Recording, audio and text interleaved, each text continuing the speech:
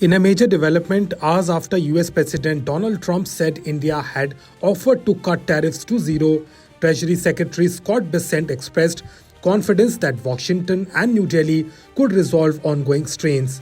However, he criticized India's continued purchase of Russian crude, which he said risked fueling Moscow's war in Ukraine. Bessent downplayed concerns about Prime Minister Narendra Modi's participation in a recent meeting with Russian President Vladimir Putin and Chinese President Xi Jinping. He said that India is the most populous democracy in the world and their values are much closer to the US and to China's than to Russia's. These are bad actors. India is fueling the Russian war machinery. China is fueling the Russian war machine. At a point, US and the allies are going to step up.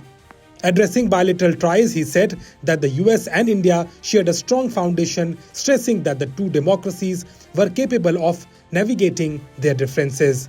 Despite his optimism, Bessent criticized India's energy trade with Russia. He argued that New Delhi's imports of discounted Russian crude and subsequent resale of refined products were effectively helping to fund the Ukraine war.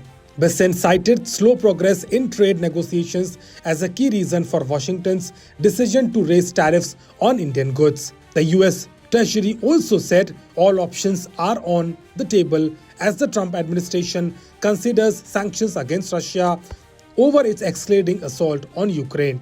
Earlier, Trump said that trade with India has been a complete one-sided disaster, alleging that the US has been unable to sell goods to India because of its high tariffs. The US has recently imposed a 25% tariff on Indian goods, citing a sharp trade imbalance. In addition, it has levied another 25% after India snubbed Washington's demand to cut oil trade with Russia, taking the total duty to 50%.